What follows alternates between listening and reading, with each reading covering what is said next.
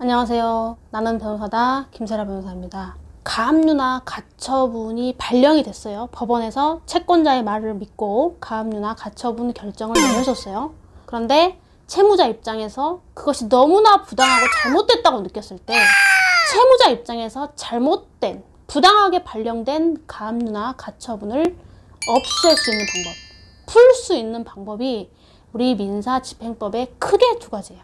가압류 가처분에 대한 이의 신청이라는 제도와 가압류 가처분에 대한 취소 신청이라는 제도예요.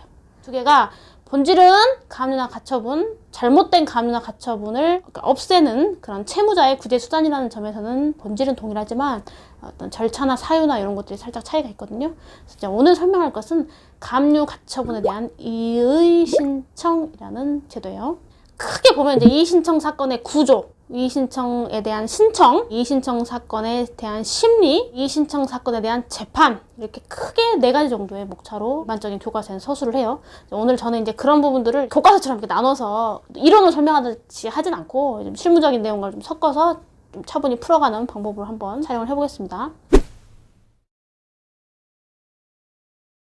자, 여러분, 채권자가 가압류 신청을 하고 채권자가 가처분 신청을 해서 법원 판사님이 그래 네 말이 맞다 하면서 가압류를 결정을 딱 해줬어요.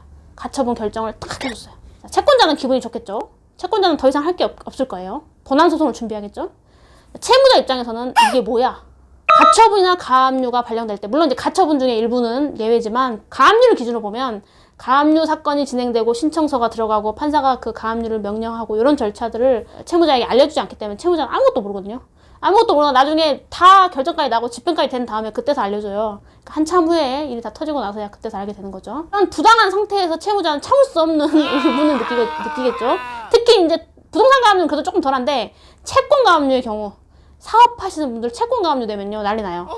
바로 변호사 사무실에 전화합니다. 이것 좀 빨리 해결해달라고.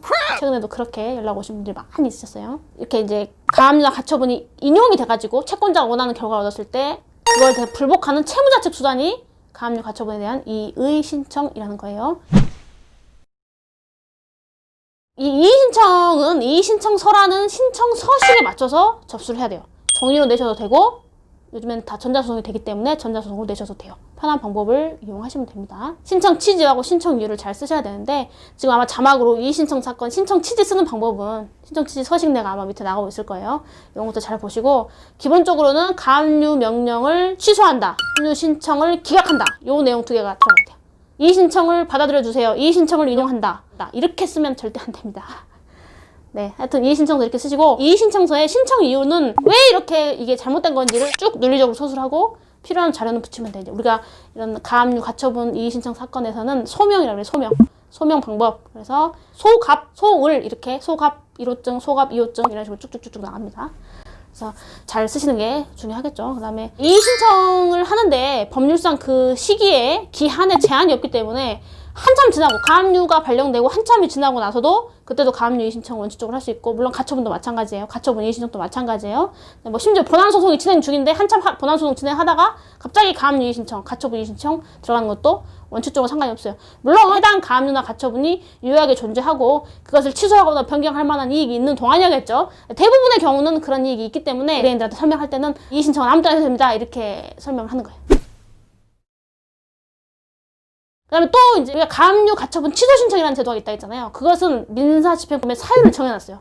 이러이러한 사유가 있을 때는 취소 신청을 할 수 있다 이렇게. 그게 이제 사정 변경, 특별사정, 제소기간 도과 뭐 이런 것들이 있는데 가압류 가처분 이의 신청엔 그 사유에 제한이 없어요. 발령된 가압류 가처분 결정 명령이 부당하다는 것을 소명할 수 있는 일체의 사유와 일체의 자료가 다 이 사유가 됩니다. 물론 이제 디테일한 것은 변호사 상담을 한번 받아보시면 도움 받으실 거예요. 법률을 잘 모르시는 분들 입장에서는 이 정도로 쉽게 이해하시는 것이 가장 좋을 것 같습니다. 그 다음에 이제 가압류 가처분을 발령할 때는 전혀 알려주지 않고 판사실에서 판사님이 서류만 보고 며칠 내로 결정을 한다고 했잖아요. 근데 이제 이게 이의신청 사건이 되게 되면 쌍방에 이게 동등하게 참여할 기회를 줘야 되는 게 맞아요. 그래서 재판을 잡게 돼요. 쉽게 설명하면 재판을 잡는다고 하고 민사집행법에서는 변론 기일 또는 쌍방이 참여할 수 있는 신문 기일을 열어야 한다 이렇게 명시를 하고 있어요.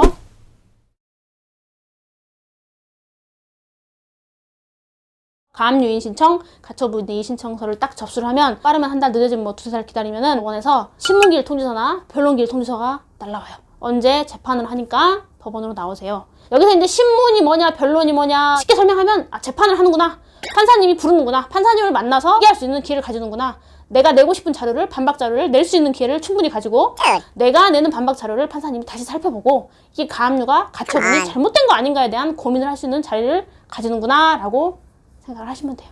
그다음에 이제 이런 이제 신문기일이나 이런 변론기일을 잡게 돼서 이제 진행을 하는데 보통 아주 뭐 수백억대 관련된 뭐 채권 가압류라든가 아니면 부동산 가압류인데도 그 본안 소송에서 치열하게 다투거나 아니면 특히 가처분은 더 이제 범주가 넓죠. 그래서 사건이 굉장히 큰 그런 사건의 경우에는 가압류 가처분 신문기일만 여러 차례 속행하는 경우도 있어. 근데 보통 일반 사람들 크게 뭐 사업을 한다거나 크게 사고를 치지 않는 일반 사람들이 겪는 소소한 법률 분쟁에서는 가압류 이의 신청, 가처분 이의 신청에 따른 신문기일을 한 번 정도 잡는 게 보통이에요. 2번 이상 하는 경우를 사실 본 적이 많지 않은 것 같아. 거의 한 번 합니다.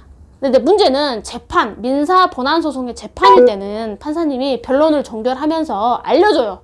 만약에 2020년 1월 14일에 변론을 종결했다. 그러면 2020년 2월 10일 오전 10시에 이 법정에서 판결을 선고합니다. 라고 알려줘요. 그렇게 알려주는데 이 가압류 가처분 이의 신청 사건에서는 그렇게 안 알려줘요. 판사님이 도대체 언제 가압류 이의 신청에 대한 결정을 하는지, 가처분 이의 신청에 대한 결정을 하는지 우리는 몰라요. 그러고 알려주라고 재판 가서 언제 나옵니까? 이렇게 물어보면 판사님이 약간 쏘아봐요. 내가 알아서 할 건데 뭐 그런 걸 물어보냐. 네, 그러니까 재판 나가서 여러분 나홀로 소송하시는 분들 언제 나옵니까? 이런 거 웬만하면 물어보지 마세요. 웬만하면 물어보지 마시고 보통은 한 달 이내는 나와요. 제가 아주 많이 기다려본 거 솔직히 말씀드리면 한 2달 정도? 2달 반 정도 기다려본 적이 있었는데 그건 좀 가처분 사건이 조금 살짝 복잡해서 그랬던 거지. 보통의 사건이면 한 달 안 걸린 경우도 많아요. 한 2, 3주 내에 결정하시는 부지런한 판사님들 그렇게 결정하시는 분도 많고. 근데 이제 문제는 이 가압류 이의 신청 딱 하잖아요. 그럼 신문기일 딱 하잖아요. 그러면 크게 2가지로 나눠요. 판사님이 어떤 판사님이냐 요거 2가지로 나눠요. 요거 눈치를 잘 보셔야 돼요, 여러분. 첫 번째 1 유형의 판사님입니다. 열심히 하세요. 그래, 이거는 가처분 이의, 가압류 이의라는 별도의 사건이 왔고 본안 소송이 있든 아니든 본안 소송이 심지어 진행 중이라고 하더라도 그건 그거고 이 가압류를 유지할지 말지에 대한 당부는 당연히 내가 새로 사건을 받았으니까 당연히 내가 심사를 당연히 꼼꼼하게 봐야 된다라고 생각하는 판사님의 유형이 1유형이에요. 자, 2유형이 있어요. 2유형은 아니 본안 소송이 지금 하고 있는데 그리고 만약에 진행 중인 경우 그렇게 말을 하고 본안 소송이 아직 진행 중이지 않은 경우는 이렇게 물어봐요. 본안 소송 하실 거죠? 이렇게 물어봐요. 그래서 빨리빨리 하세요. 거기 가서 하면 되지. 똑같은 얘기를 왜 거기서 하고 여기서 하고 복잡하게 이렇게 하지 마시고 거기 가서 하세요.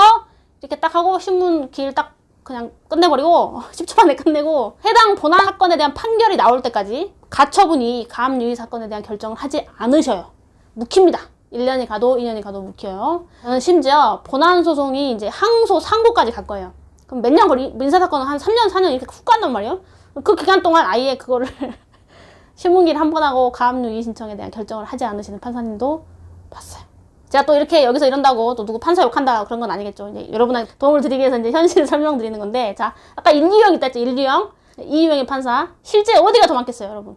자, 어디라고 말은 안 합니다. 자, 2유형이 많아요. 2유형이 많아요. 괜히 나홀로 소송 하시는 분들 특히 가압류 가처분 이제 법무사한테 이제 비용 조금 줄여서 신청서만 써가지고 재판 자기가 나가는 사람도 많잖아요. 판사님이 결정 안 해주면 또 혼자 막 엄청 법원에 전화하고 난리치고 이런 사람 있어요. 굳이 그럴 필요가 없는 게 그런다고 해줄 것 같으면 제가 하라고 하겠는데 어차피 이 유형의 판사님들은 그렇게 해도 안 해줘요. 그러니까 그냥 내려놓으시는 게 좋아요. 맞습니다. 현실이 그렇게 됩니다. 그래서 본안 소송이 진행되고 있는 도중이거나 본안 소송을 예정하면서 가압류 가처분에 대한 이의 신청을 하는 경우는 그렇게 이의 신청에 대한 결과가 생각처럼 빨리 안 나올 수도 있다는 거를 좀 유념을 하셔야 되는데, 물론 이제 제가 설명한 건 약간 극단화시켜서 설명한 거고 가압류 이의를 본안 소송이 있다고 묵혀놓으면 안 되잖아요, 사실. 그럴 거면 이 제도를 왜 만들었어요? 당연히 가처분 가압류는 별도잖아요. 아무리 내용이 똑같아도. 그죠? 그래서 요거에 대해서 사건에 따라서는 본안 소송하고 상관없이 가압류 가처분에 대한 이의 신청에 대한 결정을 빨리 해주시는 판사님도 많습니다. 여러분 오해가 없으시길 바라요. 네, 아무튼 이제 이렇게 진행이 되고, 마지막으로 이제 하나 팁을 드리자면, 특히 채권 가압류의 경우에 한 번이라도 본인이 그 채권 가압류 결정을 송달을 받아본 사람이 알 거예요. 그 유심히 보시면 그 첫 페이지 당사자란에 채권자 표시 있고 채무자 표시 있고 제3채무자라는 사람이 표시가 되거든요. 그래서 이 제3채무자는 채권 가압류의 당사자는 아니에요. 채권 가압류의 당사자는 채권자하고 채무자일 뿐이에요. 그렇기 때문에 이 제3채무자가 가압류 이의 신청을 할 수는 없어요. 요거는 조금 유념을 하시기 바랍니다. 오늘 제가 쭉 설명했던 내용들은 너무나 딱딱한 교과서의 어떤 서술과 이론과 판례를 설명한 것이 아니라 실무적인 이야기들을 좀 섞어서 설명을 했던 것이고, 의외로 제가 유튜브를 시작하고 요거 가압류 관련해서 이제 이의 신청이나 취소 신청이나 해방 공탁이나 제소 명령 신청이나 이런 걸로 문의 주시는 분들이 의외로 많았어요. 도움이 되셨으면 좋겠습니다. 오늘도 이렇게 시청해 주셔서 감사합니다. 구독과 좋아요 꼭 눌러주세요.